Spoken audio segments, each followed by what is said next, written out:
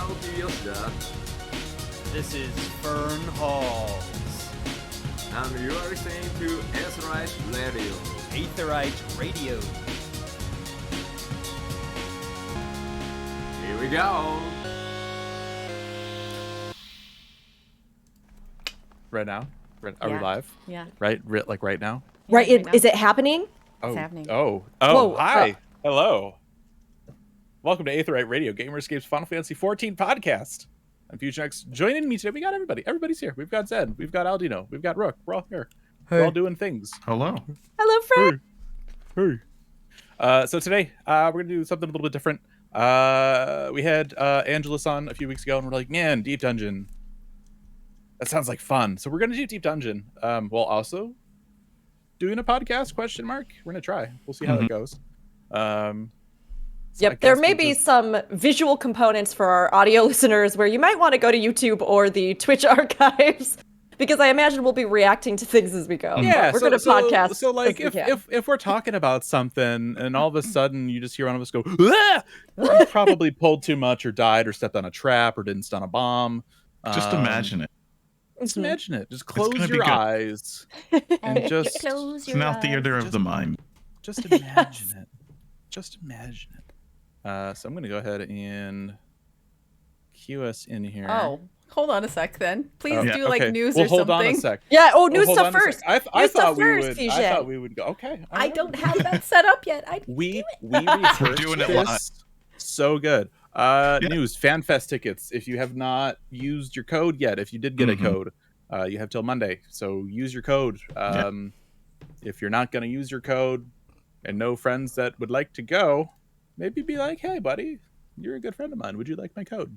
Yes. Or let me do this as a shameless shout out. Zanidra and Aldino still don't have codes, and they need codes Yeah. for themselves and their do partners. this. So I'm doing it. It's happening right now. Oh, So no. if you have an extra code and you'd like to see the Aetheryte Radio crew able to attend, that would be amazing. You know, it would be incredible. But again, like, really honestly, just if you have those, give them to someone who needs them, because so many people are really bummed, and so many people really would love to just know that they're secure and being able to go. So make sure, even if you can't, that you send it on to someone who can. Yeah, and if you're bummed, yeah.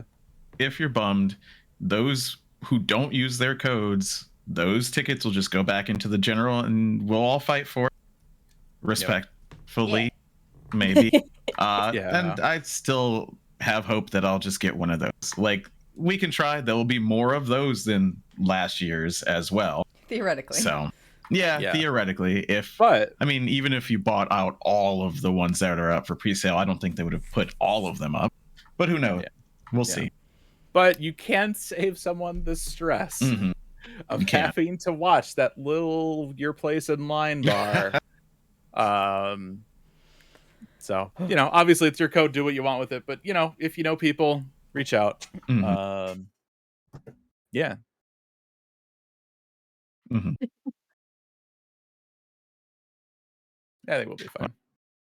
Yeah. You go ahead. So we're good? We're good to do the... Yeah. We're good to do the thing. We're gonna do the thing. We do the thing, and we're All gonna right. just keep talking. We're gonna I'll go send in us and... over there. We're gonna... Yeah, Ta-da, it's you gonna- can see what's happening. We're just gonna do it. We're just gonna go. It's Fijet fine. had It's some gonna be spicy fun. computer problems before stream today, Oh my so Zanidra had to gosh. jump in, the real hero, the warrior of light. Nothing makes me feel worse than like 15 minutes before a show, like messaging Zen on stuff, be like, "Hey, can you like run everything?" My PC was just not having it Look at today. your thing. Look at your picture. You like that? Hey, You I like that? defaulted. Hold on. My tankxiety picture. Oh, My portraits are broken. My character is not showing up in them anymore. It's weird. Oh, no. no. Oh, that's weird. Have you? And I'm sure you've done the whole like update gear set thing, and like They just like it's different. The character's not Oh, showing time to up. go. Oh, You just saw us just walk in. Very We're like, rude. all right. Well, in We'll say case anybody hello. could not tell based off of what you're seeing or maybe hearing, we had some new content that came out this week. So we had a little bit here, a little bit of a what would we call this? A little bonus content appetizer, if you will, or a little Yeah, that's what nibble I would of content. Yeah, And we have the new dungeon release. so there's Deep Dungeon, and I'm sure we'll talk about that a lot since we're playing it. But we also did have the new Loporrit quests. The new tribe quest. Oh my god, it's so good. You guys are gonna have to tell me about that. It is adorable as all heck. The music is, I mean, they have a DJ table, so it's a bop. It's been cute, and I mean, there's some really cool stuff you can get from it. You can get a dance floor from it. It's so bright. Yeah. Every club venue in this game is going to need somebody to go run Loporrit daily so they can just have this bright, glowing dance floor. I can't wait to see how people riff on that, because they're going to incorporate it into their design, and it's going to be awesome. It's going to be wonderful. Yeah, I can't wait to see that. I feel conflicted because one of the designs I didn't get to finish for my submissions to the design contest was a DJ table. I'm like, I guess they didn't need this, but also maybe it would have been good. Yeah, I mean, they could always add a DJ table, or something that's reminiscent of the Loporrit stuff. They could add it in later, or you never know. I thought it was they have the dance floor. They've got the dance floor. We could have that other one. We could get additions to the club scene. I mean, honestly, I'd be surprised if they didn't do that at some point, given how popular creating club venues has become in the game, and for role players, but also just as like a casual endeavor, and for people who want to DJ through like other resources. They'll put on playlists, or like have a link to that music that you can hear them like actively curating, and then you go into the venue and stuff. So having an actual like table that does that would be amazing. It would be so good. How do you guys feel about these weapons? I like them because they're not just a bright glowy. They're not a bright Let's glowy show them off stick. a little bit. Yeah.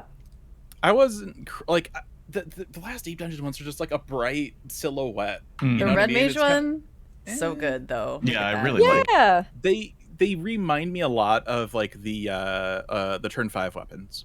Mm-hmm. Yeah. There was never an elegant dancer weapon. I like these. I think they're good. Yeah. The if you pull them out of Eureka, you can dive the glow element on them. Yeah, which is cool. That's really, really cool. That is cool. I did not realize that, because I was going to say that I really liked these models, and I thought that they were like, I actually think they're really appropriate. They look really cool, but they also look distinctive from other Allegan stuff that we've had, because I think so. Sometimes the Allegan gear just kind of all looks very similar. So this makes, I think, a lot of the silhouettes look a little bit different. There's some interesting accents. But my one commentary on it was that I kind of miss the days in Palace of the Dead when we had the like 2 ranks where you could keep farming and keep working, and then you could like trade in to get the like bonus version. So in Palace it was I think the Kinno weapons that like have that red effect where you kind of like evolve them. But I didn't know that if you get them you can dye the glow, which I do think actually makes me kind of even more so like, okay, all right, they're really good, because it's one of the few weapons that you can do that in game. Usually we can't dye that actual effect or light on it. So I feel like White Mage got shafted just a little bit, because no pun intended, because the Black Mage one I think is a little bit better. Oh, I haven't seen the Black Mage one yet. I do like both of them. But how are the books? I don't know. I will not know for a long time. They're not particularly fantastic. Oh, we could just. I wasn't expecting. I believe that. To be. Yeah, we can just leave. Yeah. I'm just on. I got you. I stepped on the dumb. Yeah. I mean, somebody's got to step on it. Like that's just the way that Deep Dungeon works. I was doing this last night on a healer, and kind of trailing behind because I'm used to the previous versions, and every time somebody stepped on that particular dumb, they were like, "Oh no, we're so fucked," and I'm like, "Nope, you're good, and you're good, and you're good."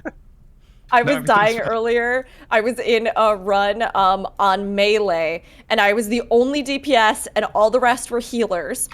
And I was like fighting some enemy and stepped on that trap while the healers were like safe out of range, and I got silenced, and none of them assumed me, so I'm just standing there like, please, someone, please, I'm the only one that does damage, I beg you.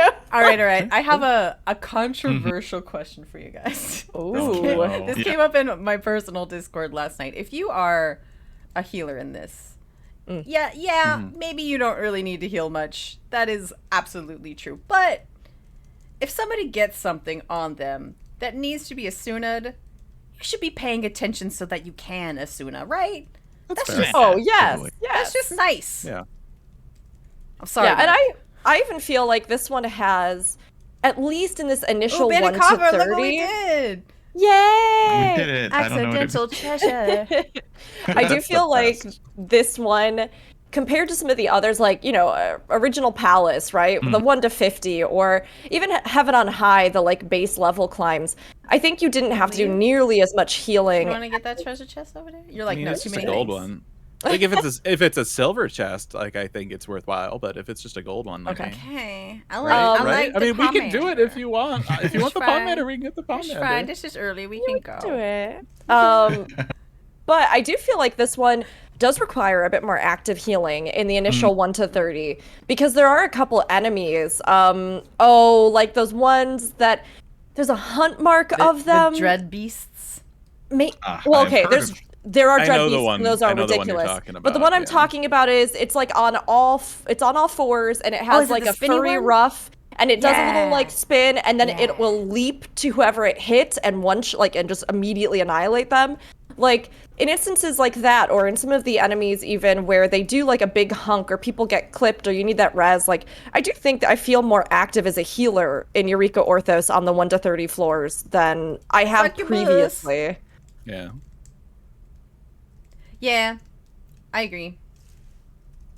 And Masaka brings up a great point in the chat, actually, which is... Excuse you. I always feel like some succubus after me.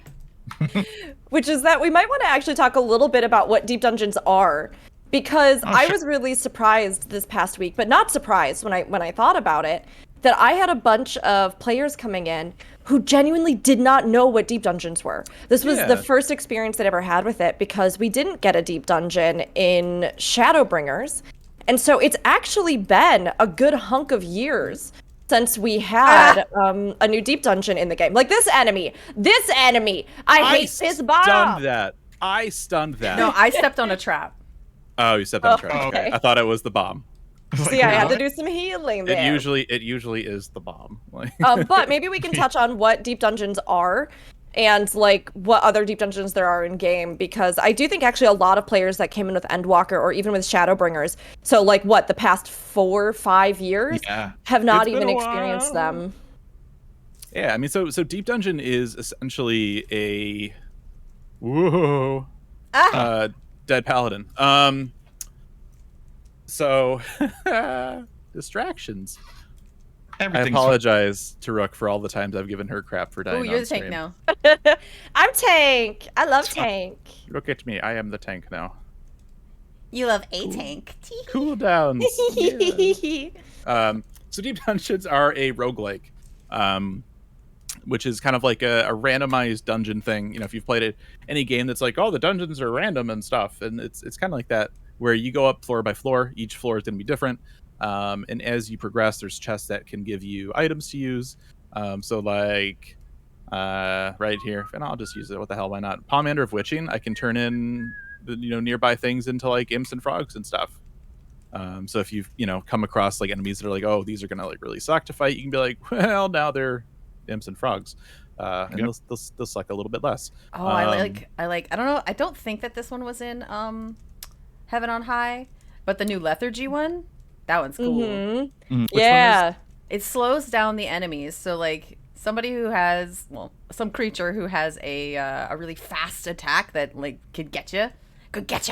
It slows down. It stays on the floor for like twice as long, and you're like, ha ha ha ha, I'm just gonna walk out of this.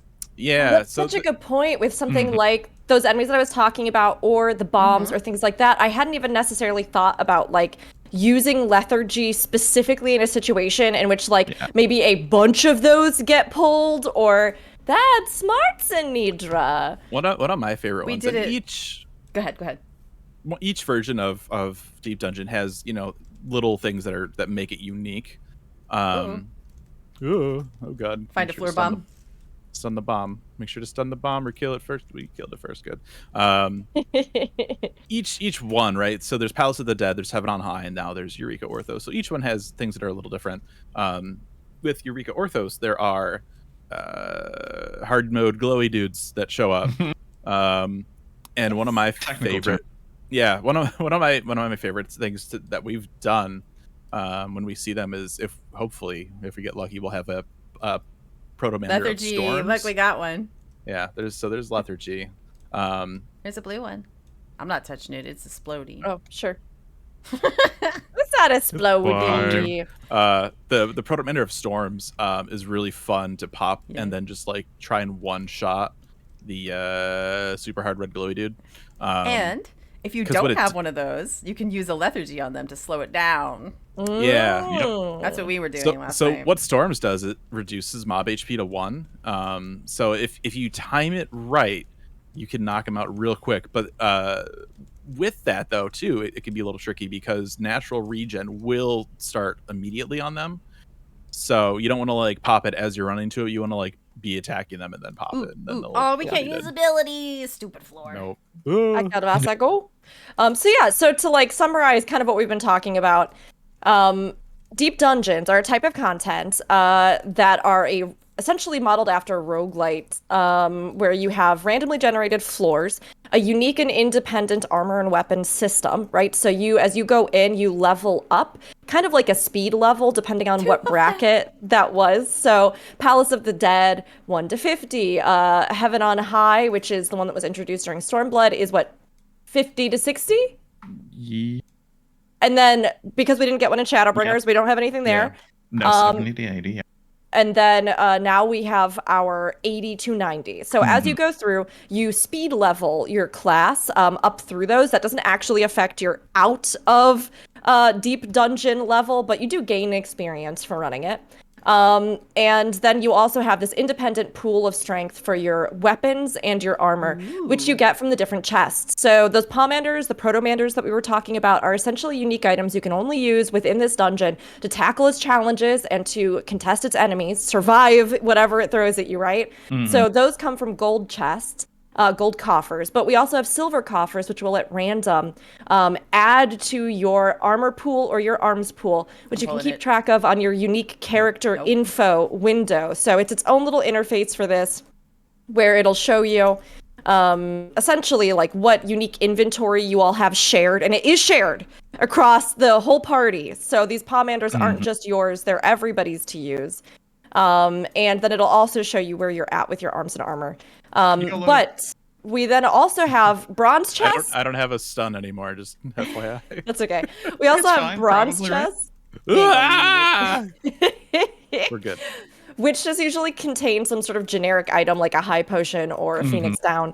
And then there's something called the accursed. Sometimes they have the little thingamabobs. Right. The special effect. The token.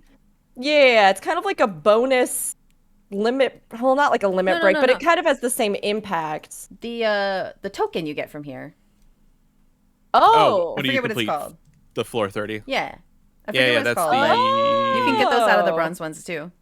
Orthos Aether Pool Fragment. Oh, cool. But sometimes they're also mimics, and they will put a really sad, miserable stink on you that eats away at your health that you can cleanse with an item. But then there's also this thing called the Accursed Horde. So the Accursed Horde are like hidden. They're invisible chests that sometimes spawn on the floors. And you can use a Proto-Mander to reveal their location.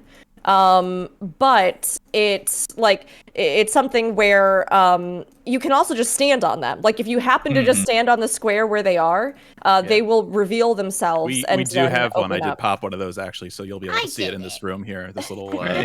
You did it. I popped one. Did we pop it at the same time? Oh no. All right, lots of dudes in this room, so let's. We could be sneaky, or we could kill them all. That's cool too. I like that. It's fine. We'll just run in. And running. This is fine. Come on over. It's gonna be fine. Probably, maybe. Ah! Oh, I did get hit by that one. You know what? I was holying. It's not fine. I can't do anything. Well, not with that attitude. You can't. No, I really can't. You can auto attack. Just. Oh no. Oh we just no. got it. We just got it. I may have abandoned you and run around the corner so that I couldn't get hit by it, so I could rest. That was scary. And we're free. Okay. Everything's fine. I had that moment where I was like, oh right, we need to kill the behemoths because of the thing, and then I saw the animation, and both my butt cheeks combined and clenched into one single cheek. I'm just over here casting spells like, no, this is fine. This is okay. Where did Rick go? This is that accursed horde thing that Rick was talking about. Yeah. There you go. So you open it, and then you get special reward stuff from it. So it's good to collect as many as you can. If you want pretty stuff. Yeah, if you want pretty stuff, and if you want to get your special, random possible big reward items and things, definitely worth it. A lot of fireworks. Yeah. Yeah. I have heard people commenting that they feel like, so what happened partially there was that we stepped on a trap. And I've heard people commenting that they feel like they added more traps in this one than in previous ones. Do you all feel like that's a thing? Ooh. Did you just get killed by a trap? No, he just It'd be deeply ironic if you did. I don't feel like there are more. I feel like I'm running into more. But every time I've been on a floor where we've popped one of the sight things, I don't feel like there are anymore. It's me. Hi, I'm the problem.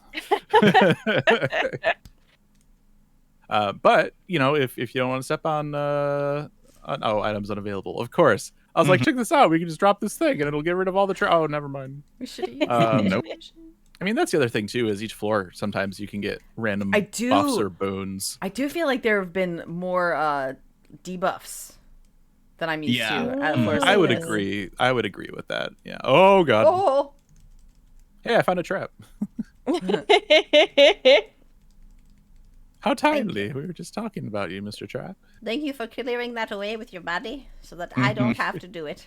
One of the best traps though that you can get is it turns you into a little owlet, and then you can just be a little cute bird just flying around. There's like different things you get transformed into in each of the different dungeons. For I'm trying to think. It was something really cute. What was it? In Heaven on High, you got turned into an otter. Yeah, it was so good. Right. I don't remember what the Palace of the Dead frog. Yeah, little froggy. Little froggy. I always wish kind of that like the way you can get rid of that is doing a kiss emote. That would have been so cute. Yeah, it would have been an homage to the original Final Fantasy games where you could like like Prince Charm or like the prince that got turned into a frog. Yeah, let's do this in the next room. Okay. Sneaky or not, we just murdered. That's fine too. Yeah. Whatever. we need to level up. It's fine. Yeah. Stop that, you. Let's see. So also with the update, we also got new relic upgrades. So these still require you to do Hildebrand stuff. So you got to do the new Hildebrand stuff, and then you can get your upgrade, which is just another tome thing. There's been a lot of discussion about that this week on the social medias. What do you all think about this relic tier of how it's just do a Hildebrand quest and then just turn in a bunch of tomes? Somebody wake Zen up so we can hear her thoughts. I mean, yeah, it's kind of just strange, isn't it? At this point in Shadowbringers, I don't think we had much more, but there was Bozja. Yeah. I do miss the Bozja content. Yeah. As much as full disclosure, like every time I decided like in Shadowbringers, I'm like, I'm gonna do another relic. I quietly hated myself the entire time while having to grind out like more Delabrums. But like it was something to do. Whereas this, it's like, it's just something to use the tomes that you don't use for anything else. And I mean, for some people that might be like fine with them. I don't know if I'm too crazy about it. I loved the first relic where you had 5,000 things to do. So this to me is oof. Mm-hmm. Yeah. I'm that weirdo who likes having shit to do. I don't know. I mean, you gotta have something to do in between everything else, and it really just feels like Endwalker doesn't have a lot of that. Even though it still has a lot, it's not a lot. Somehow. Yeah, we have a ghost on the butt. I gotcha. I would agree with everybody ghost. Because I think like the actual weapons themselves, I really like. I think that the special effects look interesting. I think that it's kind of fun how they've like even changed up some of the special effects to give different, classes a bit more variety, like the red on a paladin weapon and the blue on, I think it was warrior. So they kind of like reverse the colors there. I still would love to see a relic that has a dyeable special effect though, please and thank you. But overall, I actually think they're really, really nice. I like them. I think they're interesting and I'm excited to see how they're going to evolve them. But it always feels like, to me, I've seen some people mention, well, then why not just add these to the tombstone vendor then? If they're just going to be tombstone weapons. And we don't know for sure. Like, we really don't know yet. We could get some next step and they just decided to make the first couple steps a bit easier. I'm sure that's what it'll be. I really hope. Yeah, I hope. But, like, to me, I want it to be a reflection of that expansion. I want it to be something that also keeps various cues and content relevant. And it's not like they necessarily have to do Boja or Eureka, right? I mean, like you were saying, Zen, you liked the first one, or a lot of people actually enjoy the Heavensward grind, funnily enough, So to me, I would have liked to see them actually tie in some of the unique content that they've released. If instead of Boja, we got Island Sanctuary and Criterion Dungeons, I would have loved to see them add something in there, whether that was like unique sets of achievements that if you like unlocked them, then you would be able to progress. It doesn't even have to just be a like, I don't know, currency grind or something, right? Or if it was completing all the wings of Criterion and then also collecting some other, some other things, or or like running whatever content. So to me, it's just kind of, no, it hasn't. I really don't know why. I don't know. It doesn't feel like a relic to me. It doesn't feel like something that is of importance or a great magical artifact or. Yeah, and I think that's part of what the bigger grind did. Like with Boja, it's like you're making like the Queen's Guard. What was that it? But you're you're making these like weapons of legend and stuff, and like that's cool. With these, it's like you're making legendary Manderville. All right, like don't get me wrong, like I love the Hildy quest lines and stuff, but I don't know about that one.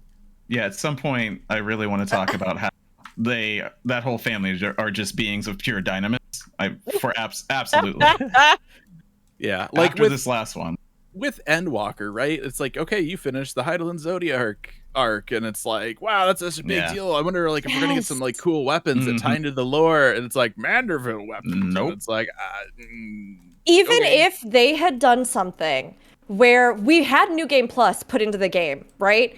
And with this being the end of a 10-year story arc, how wonderful. I personally would have loved this if they had made these relic weapons something like, not to say that Manderville couldn't have had a hand in them, but I would have loved it if they had made these something like the Arms of Light or like the Warrior of Lights, your legendary weapons. And then maybe part of this even would be something like go back and complete a New Game Plus run, or like do, like something like that where you could have steps where they could tie it into that system, or they could add, again, achievements or something, right? Like, because it doesn't always just have to be go queue into this raid 5,000 times and get a thing from it. Like, you could totally innovate how you have people do some kind of a grind, or how you have them do something with like evergreen content, right? Like, make it something where maybe we had to revisit our journey and remember the steps along the way, or we had to queue into older dungeons, or, culminate in something in Endwalker. I just feel like this is a weird missed opportunity. Yeah, okay. whatever. It's just a gold chest. But yeah, I don't know. I wish there was a little bit of something else. Like, and I get right from a dev perspective. And again, you know, and I say this all the time. Like, they tried something new. It didn't land, and that's fine. Where you? Oh. Oh. I don't know what I was doing. I was gonna go help you with that room, but then I realized that you weren't in there anymore. No, we're not doing the dome. Fusion said no gold chest. We don't need it. That's fine. With hey, there's one. You know, with content, not even if it's tied to Relic, just you know, Eureka and Boja in general. They have that issue of they spend dev time, dev resources to make that content, and then an expansion later instead. You know what I mean? Like, it still exists. Yeah, you still have a few like groups running it, but more or less it's time-based content, right? It's there, it's new, people do it, and then they're done with it, and nobody ever cares again. And I think, right, by doing it this way this time, they avoid doing that. Which, you know, right, I get it from one side of it, but from the player side of it, it's just like I usually don't even log in and get tomes much anymore. It's just like, okay, now you want me to get tomes. It's like, yeah, that's true. It did? You didn't already have them? Oh, I guess. I didn't get tomes for the second. I have good news and bad news. Okay. The good news is that I am adorable. The bad news is I cannot tank. So, I was gonna say, I've been capped on that tome resource for these for ages. Like, I don't even have to do anything engaging with this step. I just like literally just went, there you go. Like, didn't, and then if people like, that's the thing. If people, okay, this is so interesting because I know a lot of players who, I mean, I think really justifiably are like, well, I don't particularly care for grind content, and I haven't particularly cared for Eureka or Boja. Now, of course, is that like everybody's opinion? No. But again, we're a huge wide player base. So, I mean, of course, there are going to be people who are like, I much prefer this, and that is absolutely okay, you know?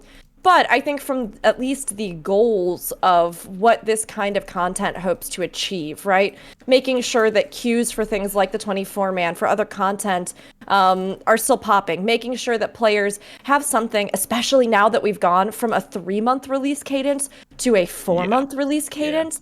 Making sure that there is a little bit of extra initiative and reward to work towards and see progress on as you know, come in, log in, connect with the game. And of course, you can always do these relics at any time. So it's not like you have to feel forced to do that if you really want to take a break.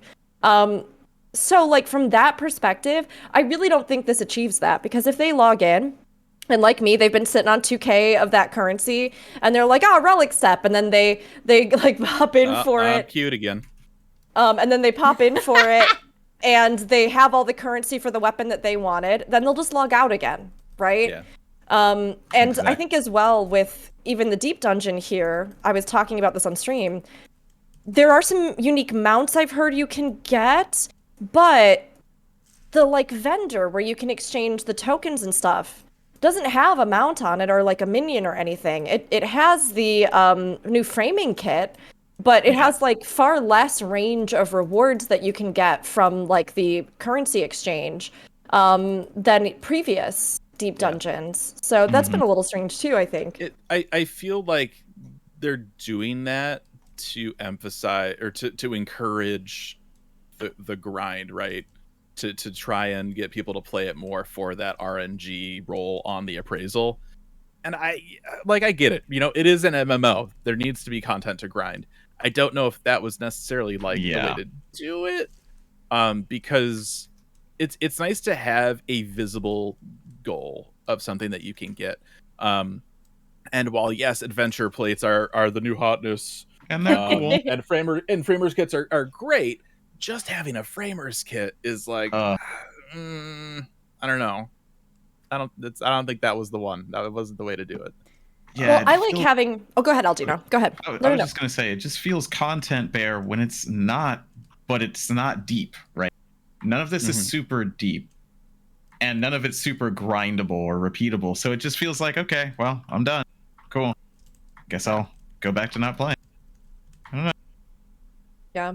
I mean, I will say, I missed Deep Dungeon, and so I've been logging in to run it and do my stuff, and I enjoy it. So in that way, I do think that it has re-engaged me with some new content. Not that I like wasn't logging in ever, but I know a lot of people who have taken a much more aggressive break and who may or may not be captivated by the content. One thing I think is nice about having things that are visible with reward vendors, though, is that I think that you see something tangible that you can work towards. And you have an idea of what there is that you would really want versus something that just comes from like boxes where you don't really know. Is there a really cool mountain there? Well, have you seen it in game yet? Or has somebody linked it? Or did it come across your Twitter feed? Is it worth running 1,000 times to try and get it? Is it, I think that's one of the disadvantages of having a kind of loot box system where you don't know what things you can even possibly get from a drop. Yeah. I mean, it in some respects, it's nice because like that can encourage like communication, right, within the community, and like that's always nice. But it's just, it's like, okay, why you need to give people more of a clear cut view of like, what do I get from doing this content? I mean, so like the new hairstyle they released, I heard that's a potential drop from this. It is, which is fine. Which is good and bad. It's not anything new, right? Like they've done that before. There were hairstyles from Boja even. Yeah. I mean, if they had put a hairstyle, okay. This is just my opinion. I have seen some characters pull off the new hairstyle. It's super cute, and it can look super cute. It looks a little bit weird on some models because there is so much forehead space. But like I have seen it look really good on a couple of Viera, on Elizin. Like, so I do love that we have it, and I like short hairstyles myself personally.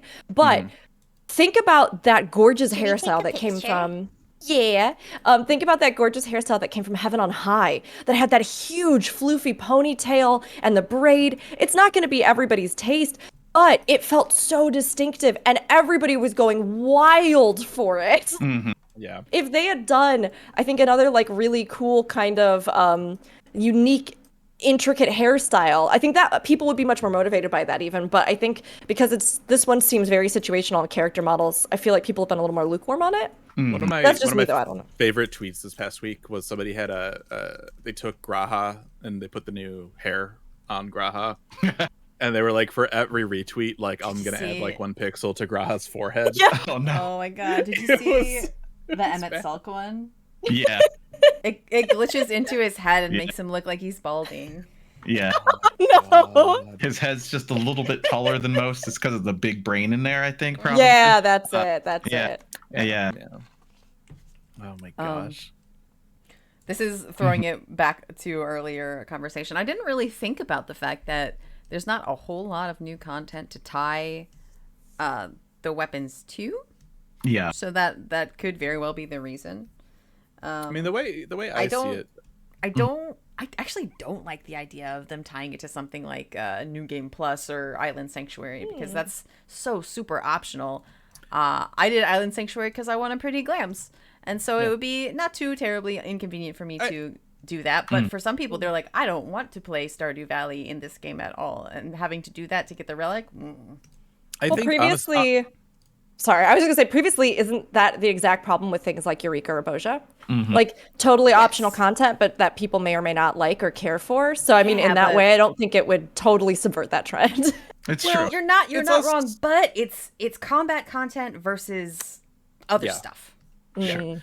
And that's why I think with this time around, if they really wanted to, I think Criterion would have been a perfect place absolutely. To tie it in. I mean, you look at trying to like theme the weapons, right? Okay, we have this 10-year arc we concluded, like tying the weapons into all these ancient civilizations that we've known about. That'd be cool. Like that could have worked really, really well. We have the gods. Come on. We could be crafting a weapon of the gods. Why not? That's true. I'd run that over and over and over. I would run that so many times. 24-man content we've had in a long time. So many opportunities. Yet, I have had so many problems queuing into the 24-man content. Yep. And it really bums me out because those are some of my favorite 24-man raids that have ever been released. But it seems like, at least on Crystal, or at least at the hours when I've been running, I've had really long queues, even on Healer, which has like never happened to me before. Yeah, that's one of the problems of making it tome, because people will use the least annoying way to get tomes, and that's not that 24-man. You know what I mean? Like, so you will just go to the easy content and not actually repeat anything. It's kind of, I don't know. It's a good idea because there's more stuff to do to get them, but it just, people go to the easiest way. And then you just do that over and over again and start to hate it. Yeah. I mean, and then there's, there's also the idea, especially when talking about relics, the idea of whether or not they should be best in slot. I mean, obviously, I'm certainly of the mind that, this drain is cool. I like this whole area. It's very like Slaughter Ruins cool. It's so funny. Me and Rook ran this the other night, and multiple times we were like, this drain is really neat. There's just something about the drain. We really like the animation. Animation team. You nailed the drain. It's just something. Good. Yeah, there's something just hypnotizing about it. Just multiple levels of animation. It's cool. It's nice. It's a nice drain. It's like us staring at the caustics. Remember that conversation? Caustic. Oh god. And everyone was like, "What the hell is a caustic?" At the bottom of the Tempest. Yeah. Long time ago. Yeah. But yeah, like I think the effort you put into the weapon, right, needs to reflect how powerful the weapon is, like to a point, right? And like getting like obviously like with ultimates and with Savage, right? It's never going to be like that top tier like until like the end, right? Is usually how it works out. And it's just like do a Hildebrand quest and grind level whatever dungeons, and it's like I don't know. I don't think. Oh, okay. So I'm dumb. Let's do it. We don't have a full disclosure, lethargy, but we did have a Storms. I used it on the boss for science. No, we could use the lethargy. Wait, so there's a gold chest over here. Let me open it just on the off chance. Storms could be witching. Witching. Okay. Well, I mean, we have lethargy and we have witching, so we can just do it all. Does the witching work on it? It does, but it doesn't actually, like, its health pool is still really beefy. It's still health. Yeah, it's still beefy. It still does a lot of damage too. I would do lethargy then. If somebody wants to, we also have a dread. We do, but dread doesn't kill it, I don't think. Punch. I'm pretty sure dread doesn't. We haven't tested dread, I don't think, on the red dudes yet. Now's a good time to test it because the door is open. Jome says it doesn't work. Okay. Boo. Dread has stacking vuln. Yeah. So you could use the second, is it the second ability that does that? You could layer a bunch of stacking vuln on him, hit him with this lethargy. Yeah. One or the other, I think. Okay, so here's what we'll do. Because everybody else is DPS and we want Rook to be able to heal. We will pop lethargy, witching, and then I will dread and vuln stack him. Okay. All right. I feel like that's overkill, but all right. We'll see what happens. It's fine. Everything's fine. We'll do this. Do this. I'll make sure to attack. And then... Oh, that guy turned into a chicken. Oh, gosh. I do think it's hilarious that it's the Dreadnought. Oh god. Oh, we're fine. I leveled up. I got scared. It scared me. I got very scared for a second.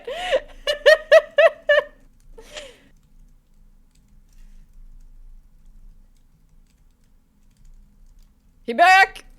Oh no. It's fine. He's got five vuln. He's fine. Vuln went away. More vuln. Stack the vuln. More dots.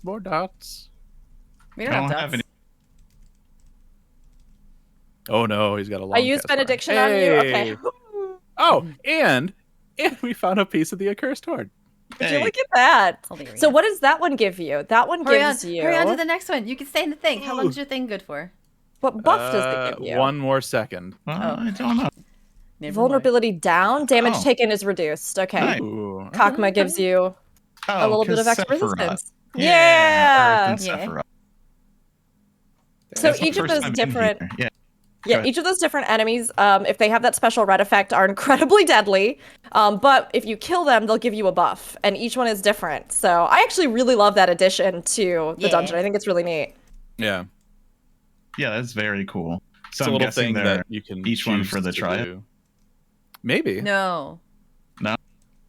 The only one I saw yesterday, I think, was a Lamia. I'm trying to remember what the other one was. Yeah, that's Sophia. Lamia does heal over time. I wouldn't say Sophia's a Lamia. Well, yeah, I just mean. Actually, I think you're right. I think a lot of them are Warring Triad. Because there is the one that comes from Skip Soar. Zervin. Zervin that has the like lizard body and the staff. Yeah, maybe they just added more than just them, and there's look at more me. ancient Maricidian primals or something. Tempting fate. Ooh. Oh no! Of course there was. You were tempting fate. Still didn't. But the Zervin one gives you a damage buff. So that you do more damage. What do we want to do? So you can skip Soar, yeah. So you can skip Soar, or does that? Like there's 2 chests. Let's go. Oh, 3 chests. Yeah. 3. Yeah. This is the chest room. So this is where they make the chests. The thing that makes you want to get the chest is if there's more than 2. Just filing that away for later so I can line you. For me personally, right, I usually just look for the silver chests. Like, because if you're repeating this, I mean, and that's not something I don't think we talked about a lot, was the Aether Pool arm and armor. I'm gonna use a string. Oh, yeah, go for it. Go for it. Is that there's the you can kind of upgrade your attack and your defense within the deep dungeon by upgrading that, and you get the upgrades for that via the silver chests. So and that's something that'll carry over between runs. So that's usually my big lookout for chests. Like gold chests are nice, but as you get in, like you'll have a bunch of stuff and it's kind of whatever.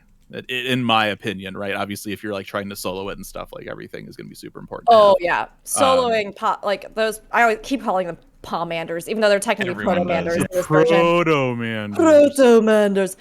Can be really important, and if you want things like a higher chance at the accursed horde and stuff like that, then yeah, it's good to get them, but it definitely becomes a lower priority.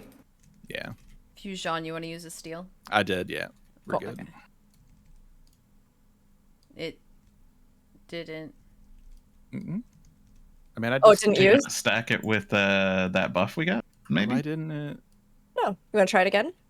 Oh, you know what? I already wait. Do I already have one up? Maybe. It's open now. I think it might not be able to stack with the buff we got from the Kakma. Oh, interesting. Maybe. I don't know. I do like though that they use the dread beasts that have to do with the Warring Triad, because as everybody knows, right, the Warring Triad were imprisoned in Aziz's Law by the Alligans, and they've done all kinds of cloning experiments on various creatures and entities that we see down here. But to have another steel, somebody want to use that? I can. I don't care. You can go ahead. Okay. Does anybody else hear that? I think the accursed horde is calling us. Yeah. But yeah, it's cool. It's a nice tie into the lore. Yeah. I was gonna say, it's funny. What's underneath the crystal tower, isn't it? Yeah. So it's just a coinky-dink that this is right underneath the crystal tower. Almost like you could be in a boat, find some people down here doing some weird stuff. It would be a cool and some plot giant for it. overpowered monsters. Yep, exactly. Why are you a psychic? You're a seer. I don't know. You're an oracle. Next I job, wish. oracle. Give me that job, yeah. Yeah, seriously. Oh, I would love something like Oracle. Oh my gosh, that would be so cool. I don't know the actual gameplay style of Oracle, but do you think like Astrologian is kind of Oracle already or nah? I mean, yeah, because it ties into like tarot reading and things. Close enough that they probably wouldn't give us Oracle. Yeah, that's a bit of my combo. They could do something interesting with it, I'm sure. I mean, maybe if it were a DPS and not a healer. Yeah, I mean, it would probably be a DPS, a caster. I mean, we kind of just need give me one. Corsair. That's good enough. Yeah, I mean, the Roll other some dice. scouting would make a lot of sense for a Corsair, right? Yeah. Oh my gosh! Don't make me so excited. What is Dancer? Goodbye. Right. I loved Corsair so much in 11. It was a fun job. It was very unique. What do you all think are next jobs that'll be revealed at FanFest for the next expansion will be? It's gotta be a caster. Oh, surrounding. Yeah. Whoa. We all blew up. We're better now. It's fine. We blew up. Mhm. It blew up. It's I flowed up, but I blew up. So what did we get with Endwalker? We got Reaper and Sage. It's gotta be a caster. Caster's next. Yeah. We need a caster. We need another caster. If it's not next, I'm glad that I'm not going to be at the keynote. I mean, we're not gonna know at the keynote anyway. Yeah, it's true. They're gonna Yoshi P's gonna wear a shirt. We're all gonna guess, and that's gonna be it. Thank you, darling. With Charles's luck, they'll add a new job, but it'll be another class. Limited job. It's gonna be a limited job. Don't say Oh, I hope not. I really hope not. That would be terrible. Yeah, it would be one of those situations where like everybody disliked that. Mm-hmm. The entire. Not that they shouldn't introduce any more limited jobs. I mean, like, as a blanket statement, I personally am not a huge fan of limited jobs. You've all probably heard me talk about it on the podcast before. Hey, but the coffer. Hey, I'm cute. Hey. But like, it's not to say that they shouldn't ever release them, especially for those people who do enjoy that content. But yeah, if they were not giving us any new jobs, or they were giving us just like one job and then a limited job, I think people would be really unhappy. Yeah. The entire hall at the Las Vegas Convention Center. I think I already used one. Yeah, I already used one. Okay. I do recall at one point Yoshi P mentioning how difficult it is to rebalance jobs the more they have. Mm-hmm. But not adding another job would be a very bad way to go right now. It's one of those things, right, where there's going to be the expectation of it, right? Mm-hmm. And we know from experience and history that you don't want to let the player base overhype things, because then you end up with 1.0. And so I mean the idea of without hats, right, like the idea of a fan fest. Yoshida said this before too. He's like, if we have a fan fest, there is going to be an expectation of an expansion. And with that now is also coupled like new jobs. Like new jobs are attached to new expansions. That's just the way it is. To not have that would be very strange. We're in a weird spot with Caster though, because if they add one, does it have a raise or doesn't it? Do they get rid of the raise on Summoner, which they said that they were going to do, but then they didn't? Are they going to add one with a raise or not? Keep it on. I don't know, and I don't know if they know, or at least they didn't know for a long time. We also had it's a big decision to make. Puppet Master hint? Yeah, Puppet Master. Yeah, we did. But we also had a slew of Beastmaster hints and references with Boja that never panned out, at least as far as we know yet. Right? Yeah. Mm-hmm. So yeah, the thing is that I think there could come a day, and will come a day, of course, where they don't want to add more jobs to the game. But the problem here is that for any MMO, right, you have to have those big impact, draw, publicity, attention kind of features added into your expansions. So if and when that day comes that they are like, hey, we're not going to probably add any more jobs the way we used to, then there has to be something else that's coming in to generate that excitement and hype and interest in the game. And, that can be some kind of addition or, additional complexity to whatever thing. I don't actually think this is a real suggestion, but an example would be like multi-classing jobs, horizontal progression somehow. Yes. Yeah. There would have to be something else that came in, especially because they have said they are not releasing any more races after Femproth. So it's one of those things where, like, well, if you're not having new races and you're not having new jobs, which are the two main things that are like foundational draws for MMO players, then what instead is coming? And there's a lot of ways that they can answer it, but they'll have to have something in place. Yeah, you can't use a steal because we have that buff, I think. I think you can. We can. Here. We have them on right now. We're fine. There you go. It does stack. I think it just doesn't apply. Like it just adds on to. Yeah. Yeah. I think it's one of those things, like if they're gonna stop doing something like that, they need to tell us before the event.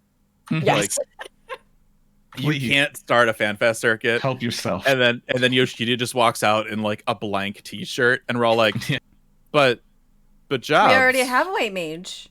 What about what about jobs? And he's like, no, there's no new jobs. It's like, but Tidy whitey mage. FanFest expansion announcement. He's like, yeah, no, we decided not to do it. And we're like, all right, that's fine, I guess. Yeah. Yeah, I see in chat the mention of, I think their big focus right now is likely the graphics updates. Yeah. And while I agree, and I think that's something that really does need to be done, right? And we've seen a little bit of their ideas and what we could even maybe expect from a mock-up of that. So that's really important. But again, is that a big impact item that if they were like, hey, no new jobs, no new races, but you get better graphics, do I think people would be satisfied with that from an expansion announcement? No, not unless they had more. We already pretty much know we're not getting new races, though. Well, I wouldn't be satisfied with that because that's different teams. Yeah, aside from that. Graphics and job design, two completely different groups.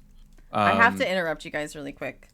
When Fusion ran over that floor bomb, somebody followed us, and so I heard, you spoony bard.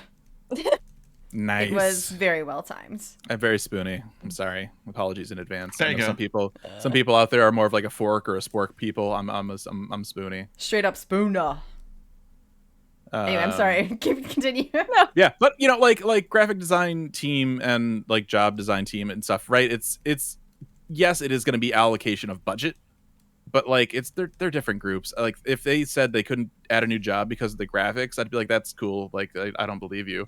Yeah, I think it would take something huge. I think it would be like them saying, we retextured all of the base, you know, like your CC options. We've increased the CC, you know, like graphics, added new faces. We've also done all of the world overhaul and graphics and lighting updates. Like it would be something where they were like, they'd have to come out and be like, experience Final Fantasy XIV in an entirely new way. And like, then maybe I'd be like, okay, well, if there's not other features, then this really will make such a difference that, you know, that's fine. But, yeah.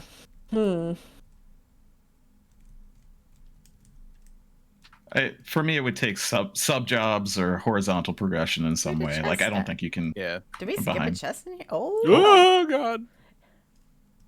You guys are taking turns murdering each other. I mean, somebody's got to do it. I can heal. Yeah. Yeah. It's fine. Yeah. Red Mage, best healer in the game. Yeah. At least it's not physics. Let's see. What else? What else could we talk about? Manderville anything. Anything. Do we want to wait on that, or? I mean, I haven't really done to not spoil the quest yet. Yeah. I haven't played it.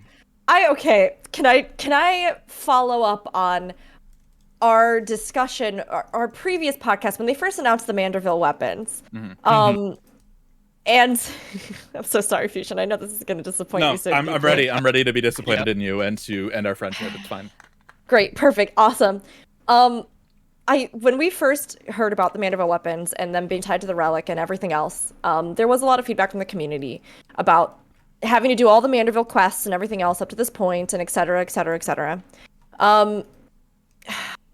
Again, we can't judge this full relic without all of the steps coming out. We don't know yet. We don't know what they have in plan for future things, right? So the fact that the first two steps are Tombstone is not something that I want to say is like, this is the end, this is the dumbest thing ever, and they're terrible. Like, it's not that at all. Like, I'm so willing to see what's up, and I'm enjoying the deep dungeon, so I do have things to run, so it's like, it's fine. But is that everybody's experience? No.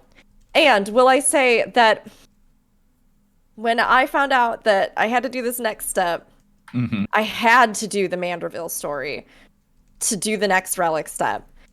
I don't dislike Manderville, but like I think Manderville is fun. But like I'm cute.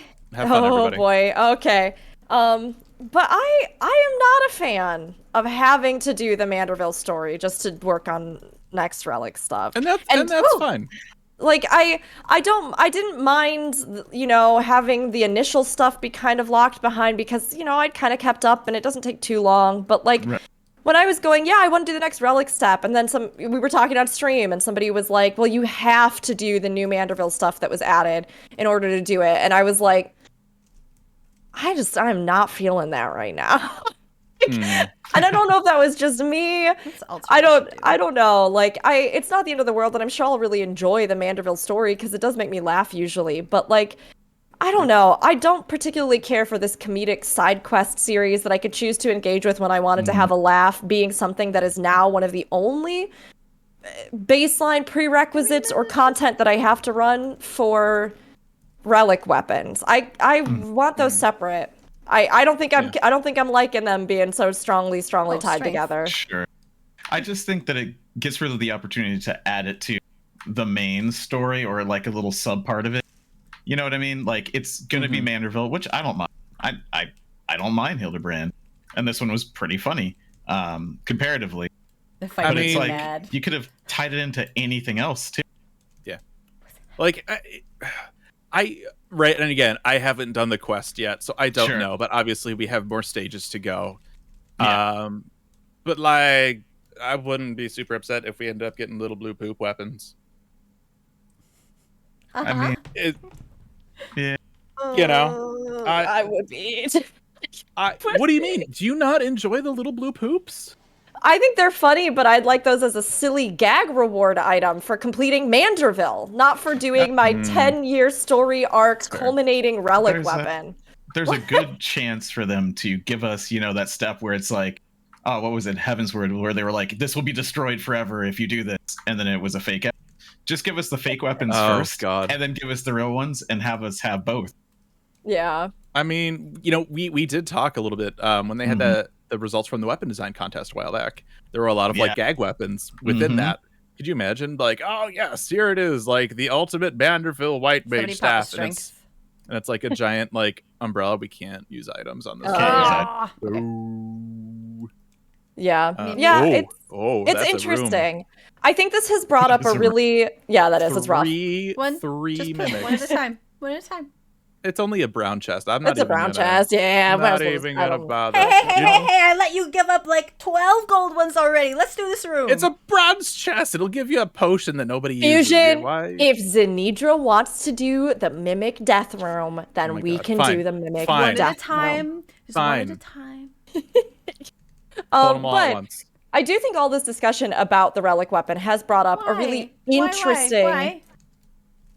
Wow. A really interesting topic in the community, which I would be interested in hearing all of your thoughts on, which is this greater discussion of grinding content in MMOs. So I would be interested in hearing all of your thoughts on, like, do you think that grinds are an inherent part of MMOs? That's the first question.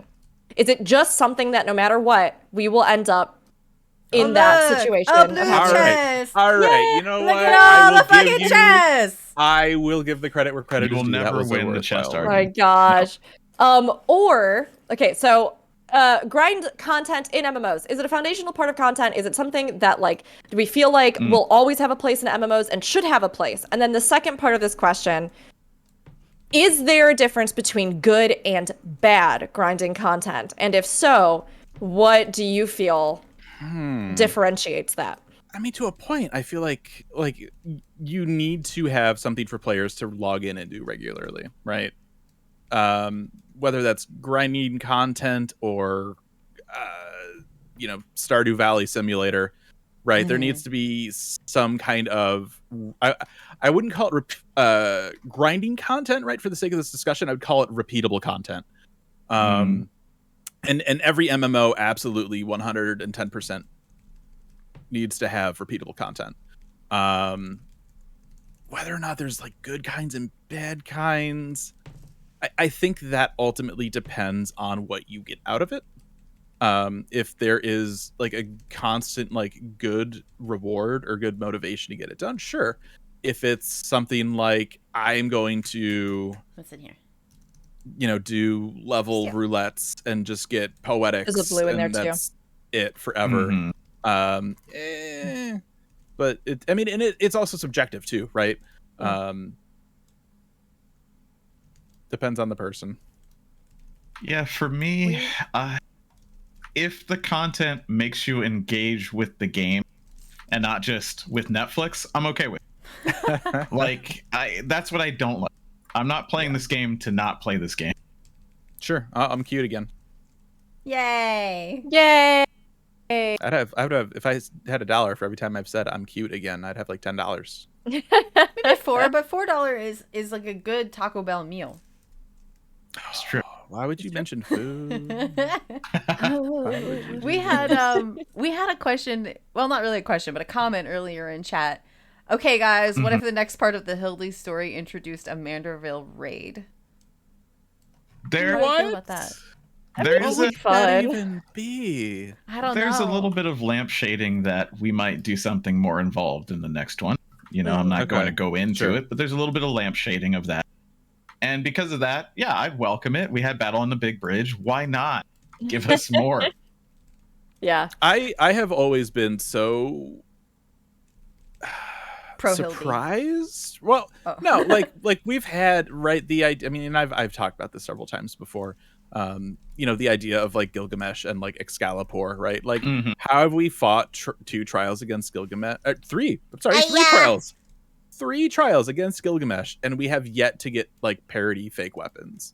Like, what are they even doing over there at Square Enix? Like, how is this not a thing? Okay. Yeah, I mean, it'd be interesting. I also appreciated all of the comments about the discussion about grind, right? Like, what does or doesn't differentiate. Like, Levi mentioned that something more like Wondrous Tales is kind of interesting. Personally randomized each week so that it keeps it a little bit fresh, what you're trying to do, and you can pick and choose what you engage with.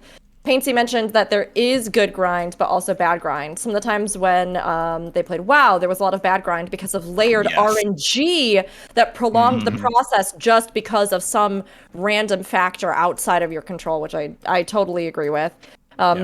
Disco mentions, I always felt like the relic should have been tied into things you get through MSQ instead of optional side quests. So like maybe having content that's more directly tied to what you feel emotionally connected to, or that's part of like a major beat in the actual story. A photo also says some grind can space out content engagement, which keeps a large chunk of the pop day one kind of feel in game, right? Creating a shortage of participation as a casual player will like make those players really frustrated or like enrage, which I think is interesting. I agree definitely with the point of having it connect to the MSQ better, right? Just because every time they've done that with something else, it has always been great. I mean, that was right. That was part of why Alexander, while a cool raid in and of itself, fell flat, was because you start ARR and it's like, hey, remember like the huge dragon in the cinematic? That's the raid. And then you get Alexander and everyone's like, oh yeah, there's this like big thing stuck in it. It's probably really bad, but you know, only if you have time. Not a big deal. Like, so I would like to see more stuff interconnected to the MSQ. Like even if you started off in the MSQ and then kind of spin off of that, like that's fine. But like have it start in the MSQ to give it some more like thematic relevance, maybe. Hey Fusion. Hey, what's up? Can I have a 15-second countdown when you start? I don't know what the command is for that. Oh. I've never had to do that. So you want me to verbally count down 15 seconds? I mean, because I can do that. Yeah. Sure. Yeah, go That'll for be fun. Okay. Pulling in 15, 14, 13, 12, 11, 10, 9, 8, 7, 6, It's 5. Very close, but I'm gonna pull 4, a second early. 3, 2, 1. 2, 1. It was very, very, very close.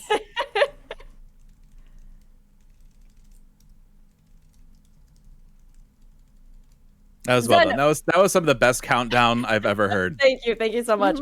Zen, what did you think about grind content? About grind content? Yeah, because I realized I think Aldino and Fusion mentioned their thoughts on it, but I mean, if we're talking like Boja, I'm absolutely guilty of once I understand what's going on and I'm just mindlessly on the hunt train or whatever. Yeah. Pulling up Netflix. That's fair. I don't mind it. My brain has a patience button for that type of content, especially because I can pay attention to it and do something else. But it's not the best. But it's also an MMO, so what else are they gonna give you, really? Yeah. I mean, like the thing that I liked with Light is you had to pay attention because you have to beat it. You have to beat the thing that you're fighting, and yes, it's easy, but you have to stay awake and do it. And if I'm gonna play a game, I need to be engaged. Otherwise, I'll just go watch Netflix. That's just me, though. I mean that does count as grind content, and I wasn't really thinking about that. So like I said before, I really liked the first couple of relics because it was like, do these 4 dungeons. Okay, now go kill these 5 things. I like it. I'm the crazy weirdo who thinks that's quality content. But it also comes with like almost like required hangout time with your friends. That's a good point. Like we hadn't even mentioned that element, that I think having those shared things that you're all trying to work towards together gives you more of a reason to try and engage with like your FC mates or friends or people and say like, hey, I have to run this thing. We all have to run this thing. Do you want to run this thing together? Yeah. Granted, I haven't been in a big FC since that stuff, but like there's nothing that makes my FC do stuff together anymore. Yeah, that's true. I have some really fond memories of me and Vash actually waiting for one of those fates. And we were trying to figure out how to use perspective to make him look really tiny in my hand for like 20 minutes while we were waiting for this fate, because waiting for the fates initially took forever. But that's a really like fond memory I have. Good job. You did that on purpose, right? Yeah, totally did. Yeah, sure, yeah. Always on purpose. never not on purpose. But yeah, I mean that's one thing too. And I mean, you know, I'll kind of second that where gosh, the last time I felt like I was like active and doing stuff in an FC would have been like 2.0 because like my raid group was like a team in the FC. Like I couldn't tell you the last time that I've just like run like I'm in a static, right? I'm doing Savage, but I think that's different than other content because like you obviously like you're trying to clear hard content, so you're more focused. Like you can still joke around a little bit, but doing something like Deep Dungeon, you know, me and Rook and some other people were doing it the other night, and just being able to like, obviously you need to pay a little bit of attention, right?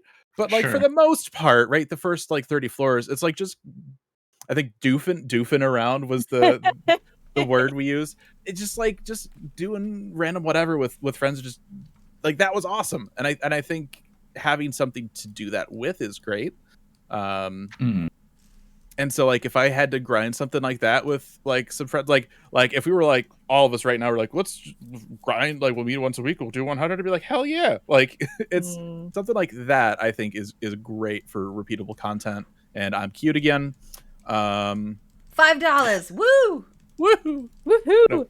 So many. No, I agree with that. And I think some of this also has to do with the fact that we've gotten things like world travel, but there are still a lot, and data center travel, but there are still a lot of things that prohibit, I think, people from engaging with groups and expanding groups in the game and social groups that are outside of just we're all on the same world and in the same FC, right? Like I have a ton of friends scattered between a bunch of FCs, and I won't lie, it's kind of a bummer.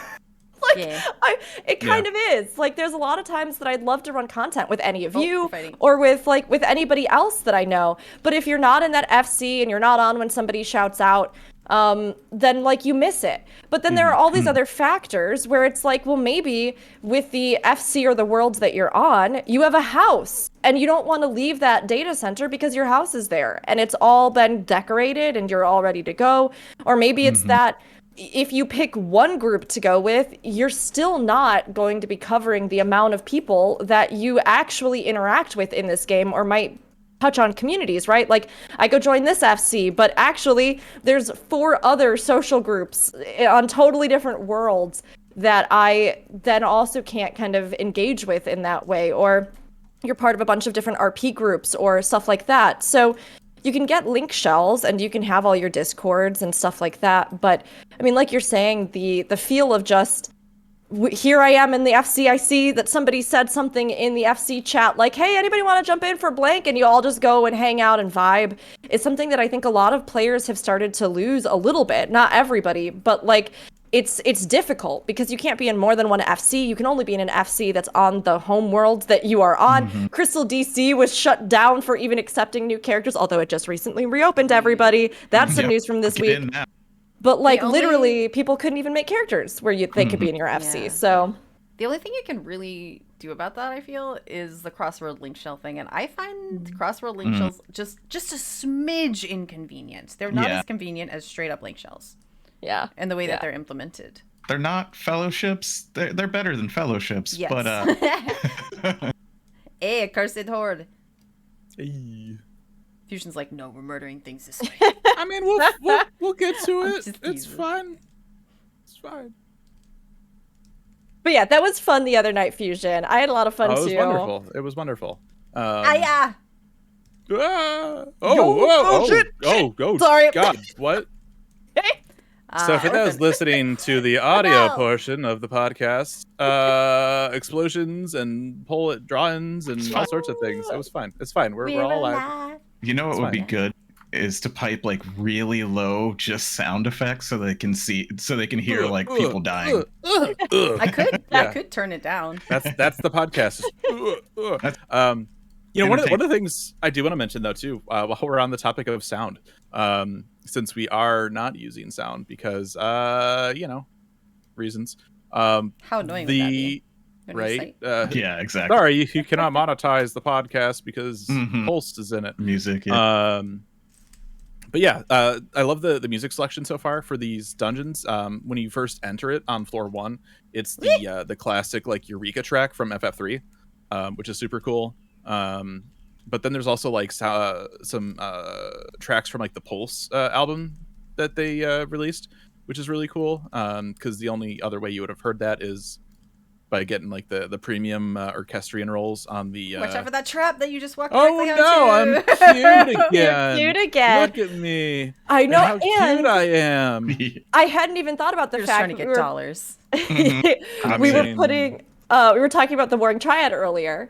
The Pulse stuff that's in here, the one that I've heard the most at least, is Sophia's theme. And I loved it. I just love it so much. It's very good. Yeah. I do actually really like the I like the context of this deep dungeon.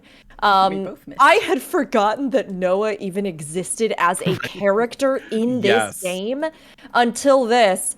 And then I went like, oh, it's actually really cool that they tied it in. Now, like, do I feel as though all of the floors, these floors for sure, but like, I've been a little bit more divided on how I feel the actual floors sort of look, because like, if this was supposed to be a research facility, I don't really see what at least we would identify as labs or like lodgings or research rooms, or I mean, of course, that's kind of the nature of this. And I think that stone facade that we see does have some interesting ties to things like Heaven on High, and the fact that like a group of, sorry, I got distracted while I was talking and I didn't move into the teleport. But like a group of, survivors from ancient Allig did split off, and there's Heaven on High lore that ties into that. So that kind of ancient stonework is something that's tied to Allig and its legacy. So it does make sense.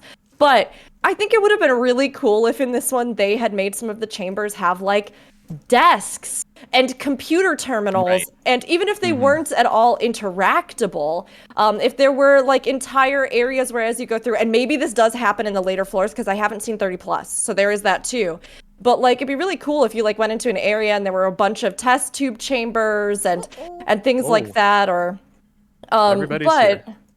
Other than that, I do think the setting, the lore, the information about it, having a little like Graha cameo at the beginning, I liked all of that. And the music and enemies and the bosses, I think, have been really fun, and it feels challenging, a little bit of a step up, even on the lower levels. So I'm actually really excited to try the 30 plus levels, and I've been working to get my Aether pool and stuff up. So Fusion, if you want to do that, try to get to floor 100, girl. Or Zenidra and Aldina, join us. Yeah. I'm not opposed. I just don't know what time I'll have. Yeah. That's the only issue. Yeah, that's right. Okay. There's I think that's the blue one. Yeah. Yeah, silver. Yeah, I mean, I'm totally down. I've never done a full climb. We have a knight behind us. Really? No, and which is weird because you would think after the mount from Heaven on High that I would have just dedicated all my time to getting that dodo, but no. You love dodo? Well, it wasn't so back in the day, right? We had a podcast. It was called Aetheryte Radio. And I think I've heard of. This was before the advent of having Australians on the show. Australians, we love you, but you do curse a lot. And so before that, we were just like, okay, well, this is like a friendly. Was that It was Ethis. Definitely. It was Ethis. I don't remember if Galaxy had a potty mouth. No, not too much. But definitely Ethis, yeah. Mm-hmm. So before that, we used to censor expletives, and we used the dodo burp. Oh, that's fun. I didn't know that. So the dodo has a loving memory storied history here at Aetheryte Radio. Yeah, I remember on Remotely Plausible, which was the RP show. Yeah, that was a thing we had. Yeah. Yeah, we had a different sensor noise every week. Turn. And if you could guess the noise where it was from, then you got like a little extra title on Gamerscape.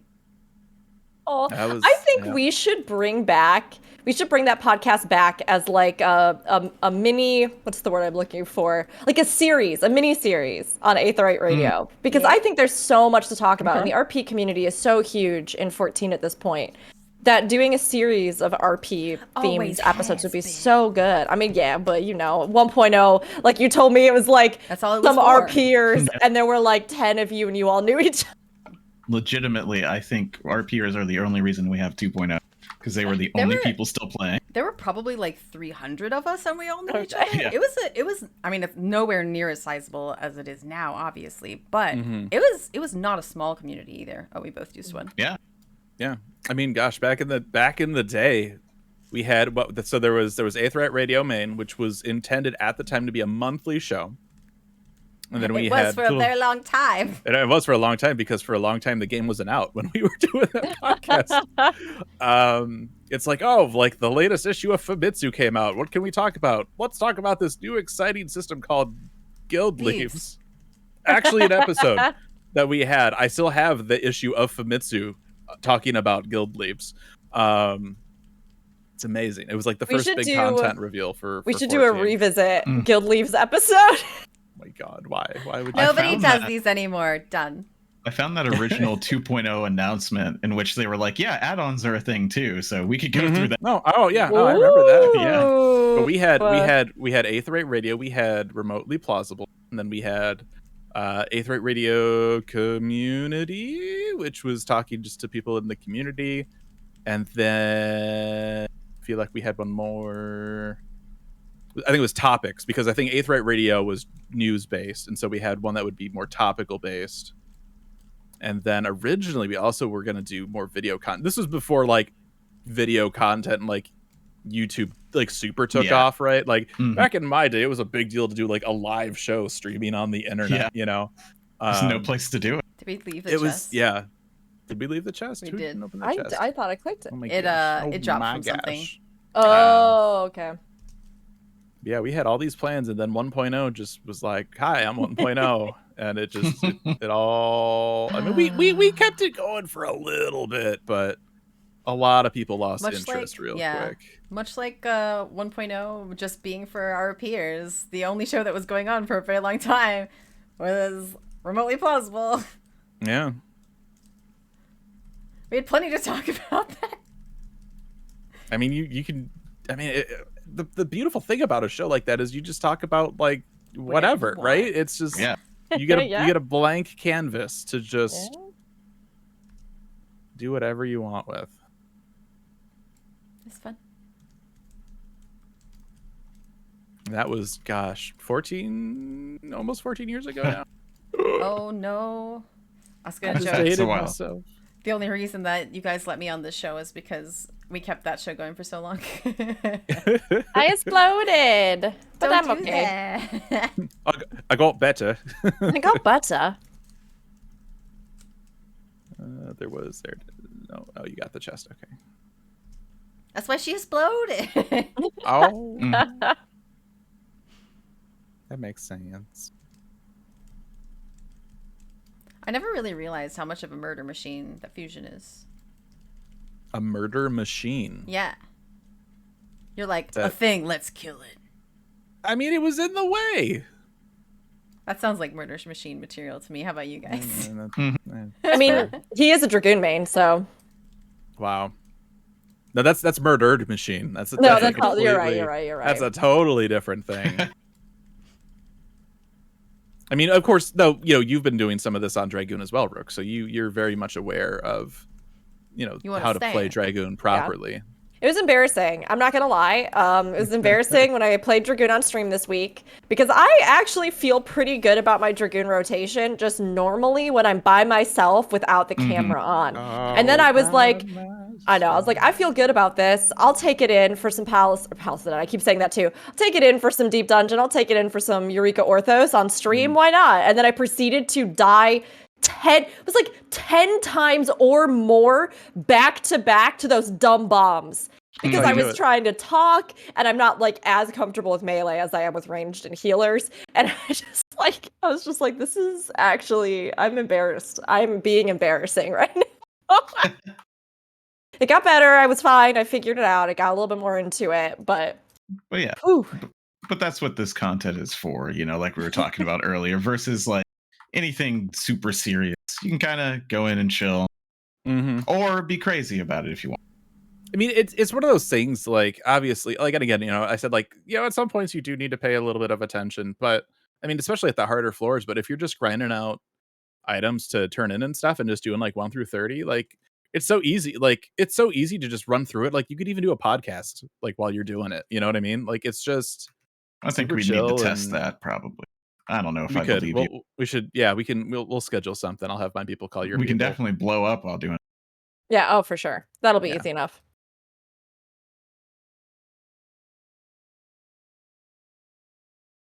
Oh, that's a spicy room fusion. Ooh-wee. Oh wait. Oh hey, more people. I'm just gonna. Should have checked for invitations at the door. Oh no! I'm in the bad place. Oh no.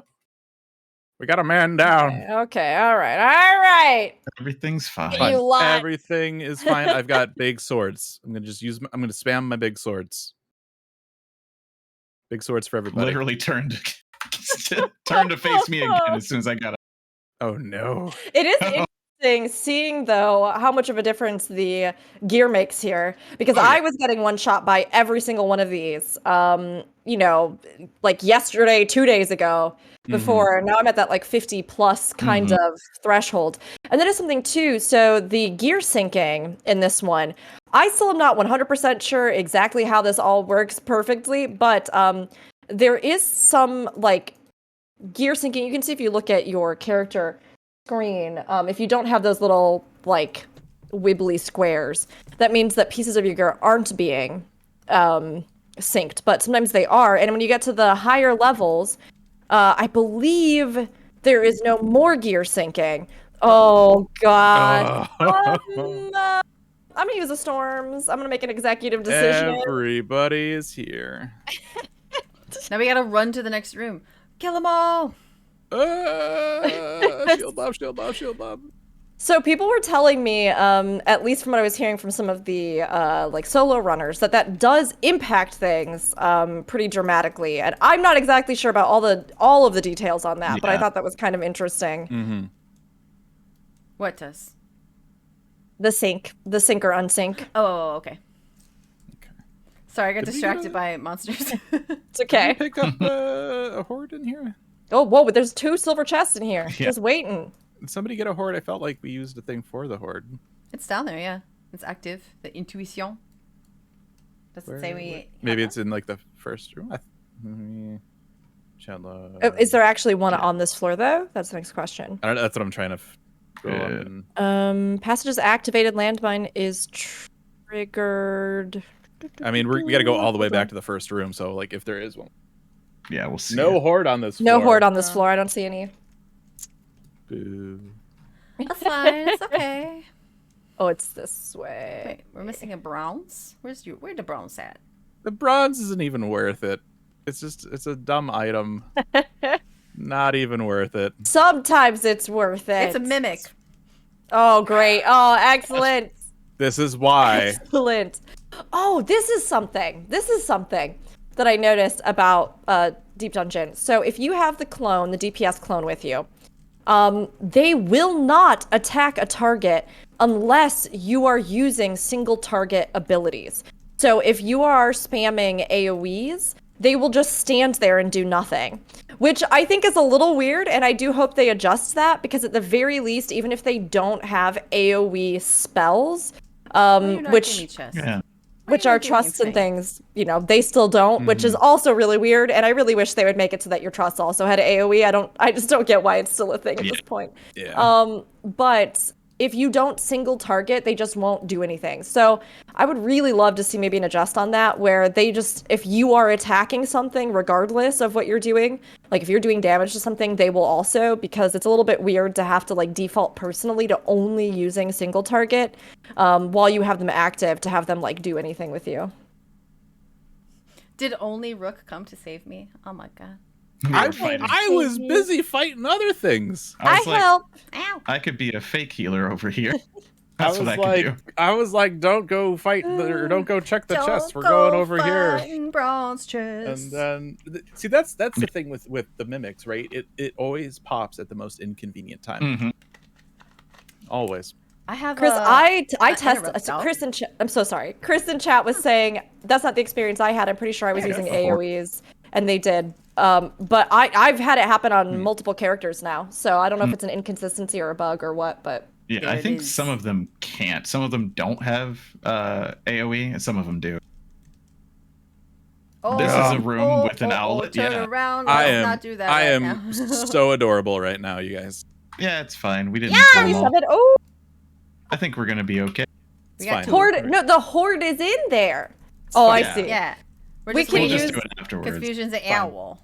I see. I see. I can try and disarm them with my cuteness, but I don't think they care. I think they think you're delicious. hoot.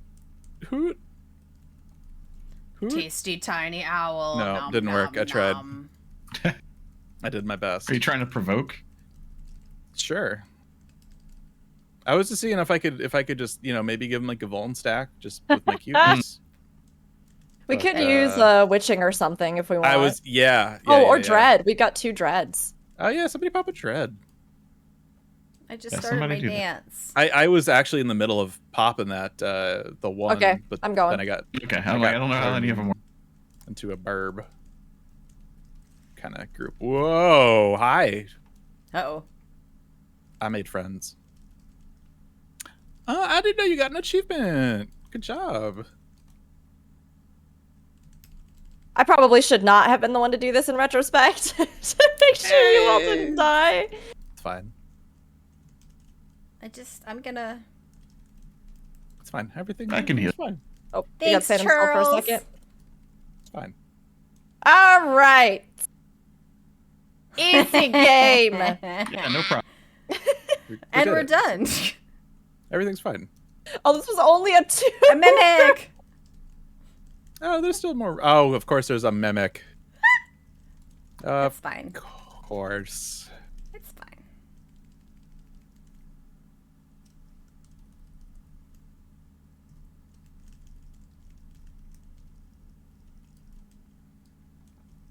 Okay.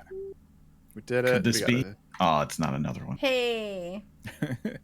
Did we even look at the other room? Did We want to didn't look look at at the... You know what? I'm just gonna Yeah. pop a doodly. I- How about that? I was gonna say we do have a Oh. 3. No, not even. Whatever. Zenidra, do you want to go get that gold chest? It's okay. We can do it if you really want to. If you want to, It's fine. we can do it. We just, if you like saw the chest and you're like, that looks like a really nice chest. I think we should go get it. Like, It's fine. It looks so lonely, you know? right? Yes, This is yeah. It's just convenient for chilling. us to stay here. Oh, I just realized. Oh. I think the... Oh, no, that's weird. Oh, hold on.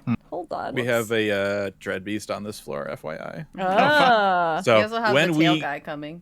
Yeah, when we get to the Dreadbeast, we will use storms. We had a lethargy now because it lasts 10 minutes. Sure. That's fine. We had a double tweet go out for our going live notification, Fusion. What? Okay. One is correct, and the other one is that we're talking to Liffy and Sam again. That's probably my fault. Oh. Well, that's an issue. Well, we'll sort that when we delete need to. Yeah, just delete it. Luffy and Sam are going to see that and be like, what? Well, are we talking again today? Okay. Who wants to pop the storm? Bloop. Oh, Go for it. God. I was like, I was ready for it, but like, ooh, I thought you would like say like a countdown. Oh, you tell me to bring the storm, I'll bring in the storm. Oh God, it's fine. We're fine. It's dead. We got the Everything's thing. fine. Everything's fine. Everything's fine. Now, I haven't checked to see, but can you have multiple beast buffs up at the same time? It depends how many can spawn per 10 floors. I don't know if there's what the odds are of multiple showing up. There's a lot of dudes, yeah. I think they need to be turned into various tiny things. That was unnecessary. Yeah, we're doing fine. I mean, we weren't using it. Like, whatever. You're not wrong. Let me live my Link fantasies of being attacked by chicken. All right, Fusion, we'll support you in this. Is that alongside the rope stuff that Aiden has, or? Wow, chickens and rope. What a weird combination. He's just imagining things. Yeah. Yeah. No. There's. I could have said something, but I'm gonna keep it. I'm gonna keep it clean. I'm gonna keep it clean. Tune in later for the After Hours podcast. Oh my God. Oh, nice. And we got a Serenity, so we can get rid of that. Oh, we got another Dreadbeast too. Oh, well, that answers that we question. can test it. And we have another storm. There we go. And he is listed as Mericidian clone, so yeah. Yeah, interesting. Make sure I have him targeted right. Okay, you ready? All right. Go ahead.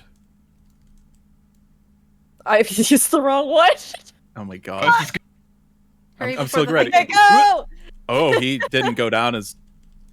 Oh God. Oh, Allegan Meteor. I'm sure that's fine. We did it. Yeah. And we got a piece of the accursed horde. Yay!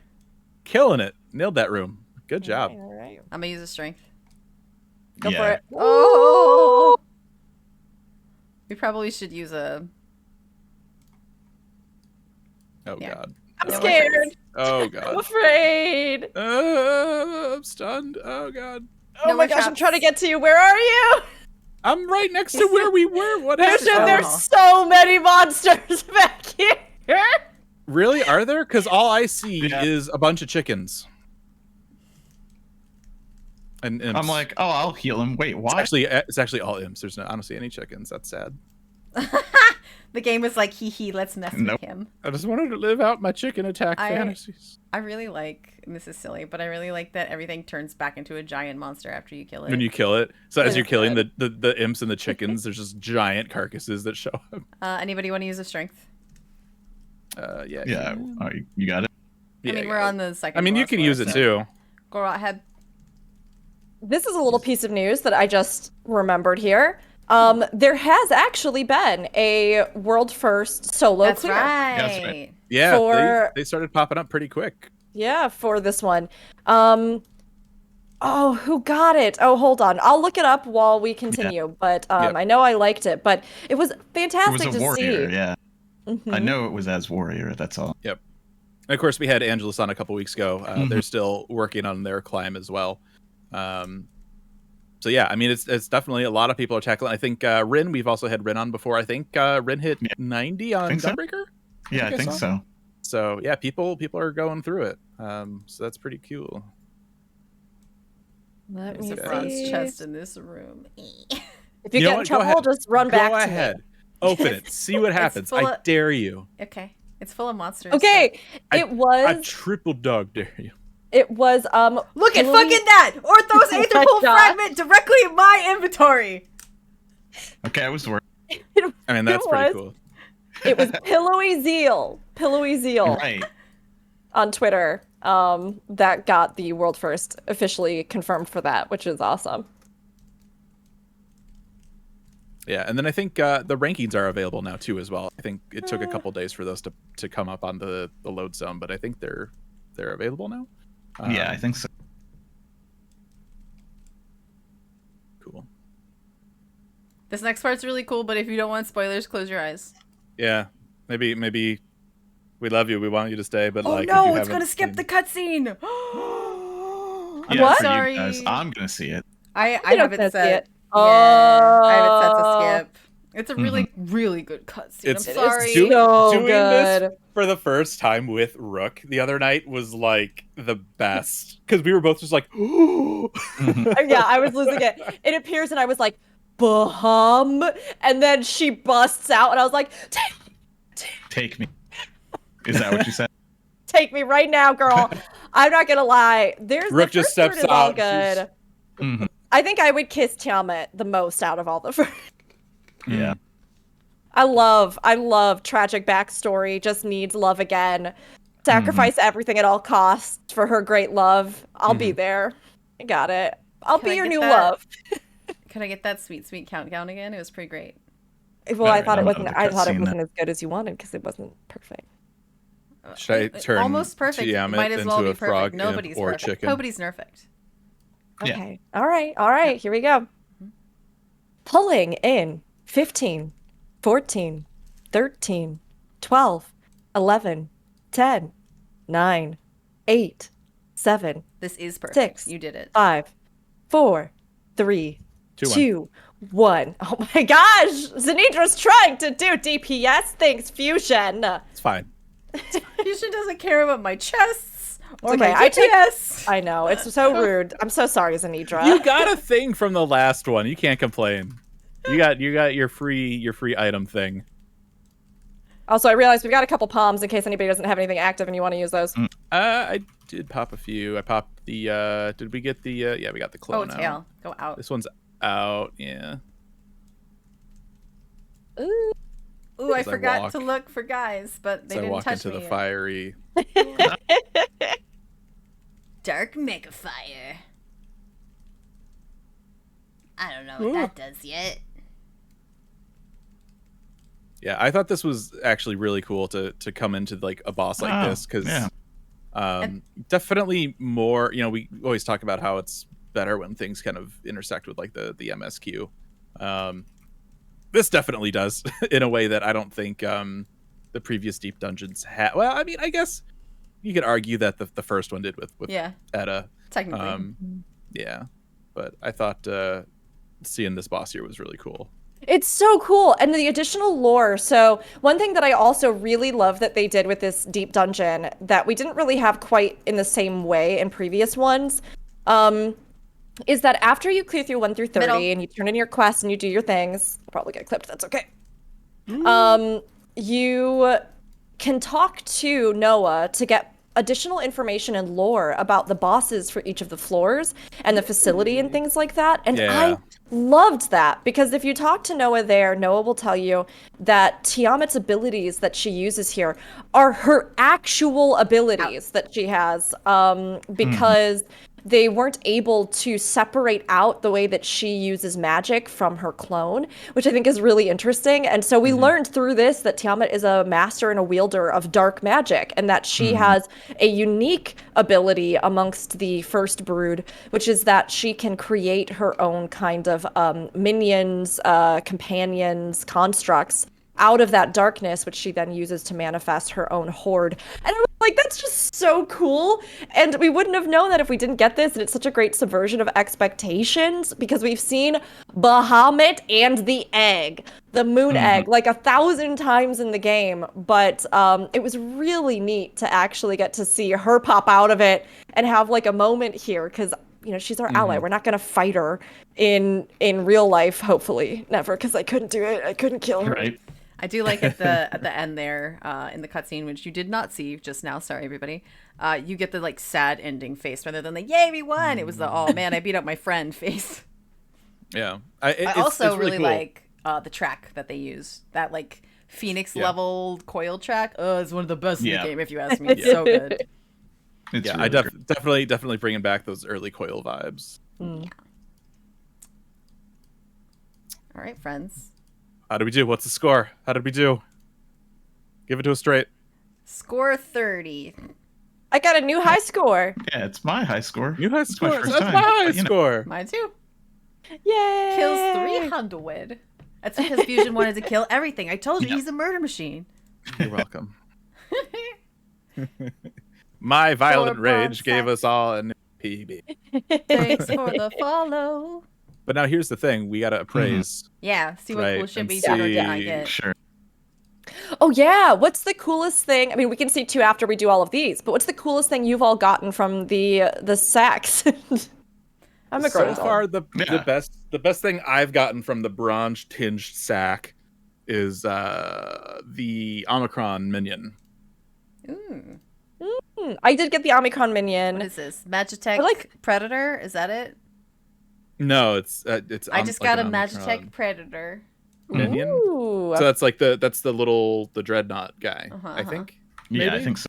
I got a Lunar Barding. I got a tiny Etchivore. I got a winter sweater. Those are cute. Hedgehog? Yeah. Oh yeah, the little leaf hedgehog. Yesterday I got the song from this zone. Like when you're in the Saint I Quainoc. just got a pair of ruffled pantaloons. Excellent. I think Nice. I won. You did. I got a lovely. rain hood and some boots, which is Nice. nice because You're it is currently matchy-matchy. storming Yeah. here where I am in real life. I got the orchestrion roll. Yeah, I did too. The Crystal Rain one. Innocence. Yep. Promise I got of plunder is what I got. Innocence Barding, Ruby Barding, Nice. and now I am full. Let me. I really like the Bardings. I think the Bardings are my favorite so far. I haven't had anything else drop. I had Raincoat drop. I had the Ruffly outfit drop. I've had so many of the little corsage hair things. Yep. I've had so many of the, as always, the poppers, sparklers, all that kind of stuff. Boots. Trying to think of anything else. Minions. I've had quite a few minions. Which is I want nice. I want the umbrella. I want the elegant umbrella. Oh, I got the umbrella. I did get it. It's nice. I like what it's called. Jelly. Here. What's it called? Would you read it off for us, Rook? I don't remember. Oh, hold on. I gotta find it. It's like a scientific name. Fashion for accessories. There it is. Umbrella. It is the raindrop defense system. Yeah. That is amazing. That's not good. Yeah, it's the RDS, just like the ADS. Yeah. That is so good. It's good. I love it's it. funny. I need it so bad. It looks really cool. Yeah, I really like it. It's good. That is wonderful. It matches our synthesis node friend over there. It matches your glam really well. Yeah. I mean, of course, it's Allegan versus, but like the color palette. Yeah. Mhm. I'm using what's this under? Fashion accessories. The Blue Blossom Parasol. Cute. I have It's like the a little china dish. Yeah, I love that. I got the Island Sanctuary one. I probably have the most basic one, but that's fine. That's okay. The I like that too. Felicitous Furball umbrella. Very cute. See. Oh, did we get popped out into different instances? Oh, I think they must have. Yeah. You're not here, but we You've been see each other. banished. Oh, bye. Sorry, buddy. Banishment. Yeah, so I really like this deep dungeon. I think it's just because I like deep dungeons, to be honest. I haven't done the 30 plus floors, and I'm very curious about those because I think I can't really give a full breakdown of how I feel like this is without having completed or gone through the vast majority of that. I don't think they needed to try and reinvent the wheel on this because this type of content is just sort of this type of content. And it's been really efficient so far for leveling as far as I've found and just getting in and running. I'm sure people will have more actual breakdown statistics soon about, what's going to be the most efficient and whether or not it really is worth it. But I've been having a good time taking stuff in, and I think you can take any classes in that are 81 plus. So that's been really good. I would have liked to see maybe more unique rewards and more rewards that are like upfront in the vendor as well as other stuff from this. Personally, and this is not necessary, but I would have liked to have like a base version and a special effect version that you could earn over time of the weapons. And then maybe a little bit more with the environmental storytelling, where we got to really get more of a glimpse into what this facility would have been like for researchers that worked there. But I don't know anything about those 30 plus floors yet. And when it comes to the actual content, I have enjoyed it. I think the advanced difficulty in it feels much more interesting to me. I think a lot of the, from what I've heard from a lot of people, apparently the auto attack on various enemies isn't as punishing, but the mechanics are more punishing for each of the different enemies. And they have really unique things that even in that 1 to 30 run, still will get you, still will wipe the party, still will surprise you. So that I think has been a really great success. And I've personally really enjoyed running it. I don't know about all of you, but I've had a lot of fun. You're not wrong about these awards. Yeah, it was fun. The ones from the synthesis node, but very bad. Yeah, they're not good. They're not great. Add stuff to at least Palace of the Dead over time. Yeah, so maybe just hold on to those thingamabombs. We seem to be in the middle of kind of a rewards problem with the game. I mean, people said it about Criterion. You know, they're saying it about this. Island Sanctuary had some really, really, really cool stuff, so I think that was okay. But it really feels like combat stuff doesn't have a whole lot of great rewards right now, and Savage is still locked, so people can't just go do it. So it makes you, it feels weird, and there's no other combat content to even do. Yeah. So, yeah. Well, I mean, it is what it is. I think for me, you know, Deep Dungeon, like I've been enjoying it. Obviously, there's little differences between this and Heaven on High and Deep Dungeon and Palace of the Dead, but it's still very, you know, Deep Dungeon. Like it's not like drastically different. But also like if it's a Deep Dungeon, so like it shouldn't be. So yeah, I mean it's been fun. It's nice to have something new that I can go in, repeated and go in and get stuff with. And again, you know, just I think we're all of the same mind when it comes to like the rewards and how we wish there was a little bit more upfront instead of it just being like RNG from the appraisal. But you know, maybe they'll add more stuff. Maybe more stuff gets unlocked if you clear. You know, there's all sorts of possibilities. So, well, did we do it? I think we did it. I think we did it. Was there anything else about this patch that we can think of that we didn't cover? Manderville, Loporritz. The Loporrit mount is fun, and the new area. The mount looks cute. I love the music in the new area. There was one thing I loved that they brought back Tweeting Way to lead up to the release. And he like did a DJ set in a video on Twitter. That was so cute. Whoever over at Square Enix sung and like threw their voice into like Pro Tools for that Scream cover of by Loporritz. Like, I hope you get a raise. You deserve it. That was so funny. Perfect social media presence. It's great. So good. It was really good. I'm trying to think of anything else we covered. Do we want to talk about the chair? Oh boy.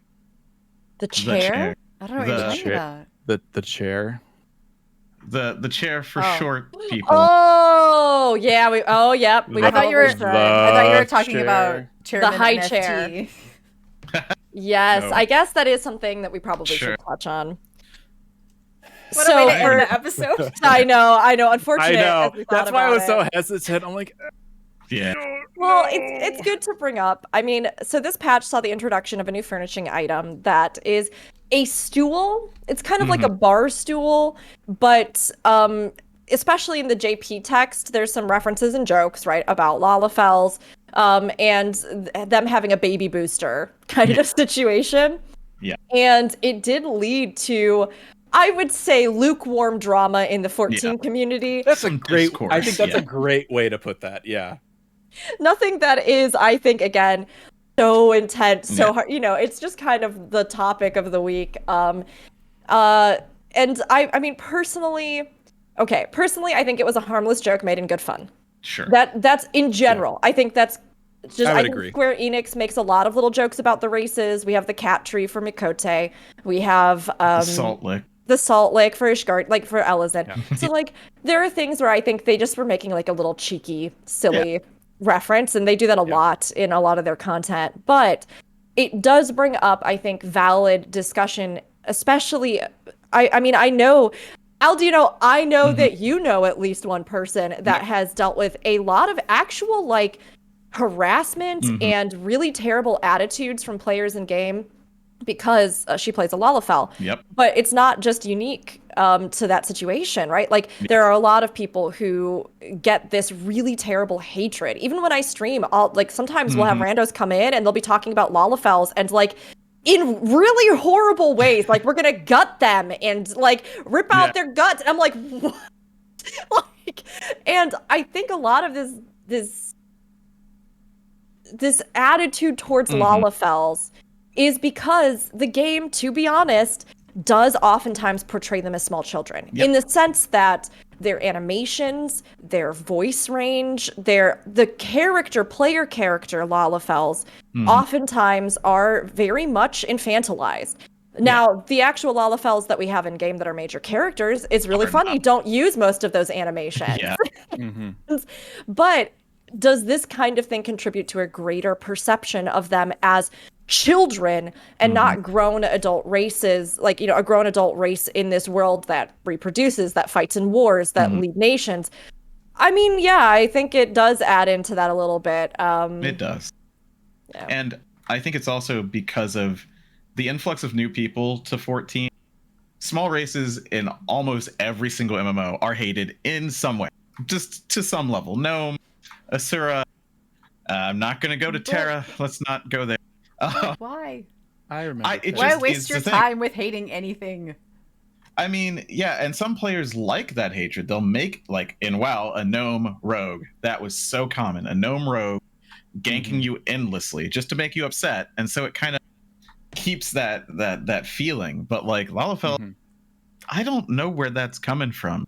Like, yeah, like you said, they're portrayed as basically exactly the same. Yes, there's a little bit. But they're about as uwu as female aura, and I don't hear them being called minor coded when they are literally tiny compared to the male, and also have the cutesy animations and the cutesy sleep. And that's just what I'm saying. I don't know where it comes from, but it's been in every MMO. It's just really intense right now. Who knows? Yeah. That was a thing that happened this week. Yeah. Yeah, it was. I mean, just be kind to each other. I think that's the blanket statement always. And if you're role playing with people, it's one thing if they genuinely do try to put you in some sort of situation where you are role playing adult situations with a character that is canonically a minor.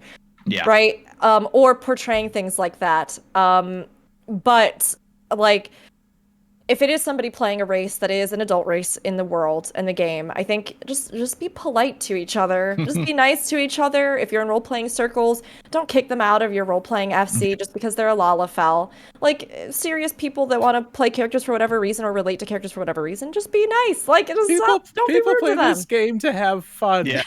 Let them have fun. Exactly. Yeah. I think that's it. I think we did it. I think we have proven that you can, whether successfully or not, do a podcast during Deep Dungeon. Yeah. Yeah. We did it. It's true. Thank you for joining us for this very Whatever this was. episode. Whatever this was. For this all of this. This thing. If you anything else? No, go ahead. I was going to start the outro thing. Do it. Do it. Do it. We're good. Sorry, Ready? I quietly hiccuped into the microphone. It's fine. Please enjoy my small hiccup ASMR. I'm ready to hit buttons. Okay. If you want, you can find me on the internet, Twitter and Twitch, at Raffledurg, ROFLDRG. I'm also on YouTube with an X at the end because somebody else was already Raffled. I can't believe that. It's how dare wild. It's weird. It's wild. That's it. That's me. All right, you can find me on Twitter as Anidra_A. And you can find me on both YouTube and that other one, Twitch, which is the thing we're on right now. Plus One Shot. D&D podcast being weirdo all the time. Plus the word when the number shot the word. Sometimes there are underscores, sometimes there aren't. And honestly, I don't remember which is which right now. So you can figure it out. It's experiment time. Good job. Ciao. Type it in and see what happens. It's probably fine. It's probably It's probably fine. Yeah, totally. Hi, hello. I am here and only here. I am also here. on. Yes, I am Dad. I'm also on Twitter as Aldiano. Once again, I don't have to change that spelling because nobody wants that name. Nobody even uses it in game. Like everybody just calls me Charles, my name. So it is a solid name though, for what it's worth. Like you could go Aldi, you could go Al. Like that's fine, but people just go Charles. It's one syllable, so I guess it's the same. I'm also on Plus, and I'm not gonna do it because she said figure it out. You know what? That's fine. I'll second that. I do know. I'm just not gonna tell you. It's a mystery. I don't know that I've ever heard anyone call you Al. Yeah, nobody ever does. And I feel like if we start doing that, all the episodes are just going to be you being like, I don't think so, Fusion. Like, I'll do it. Sometimes it's Aldi or Aldi. Yeah, Aldi I've heard, but yeah, that's fine. I don't know. It makes me feel weird to think about calling you Al. Yeah. It's weird, right? I don't know. But yeah, here and plus the word, one the number, shot the word, figure out the underscore. Yeah, and that's where I am. Is it my turn? Yeah, it is. Hi, I'm Rook. And you can find me here on Twitch at Rookery. That's ROOKURI. You can also find me over on YouTube at Rookery, where I post story and lore content, as well as my big, ridiculous, emotional reactions to this game and the content that we get in it. And you can find me on Twitter at Rookery_. And that's it. If you want. If you don't want to contact us individually and you just want to contact the show, you can email us, aetheryte.radio, gamerscape.com. You can also tweet at us at aetheryte.radio on Twitter.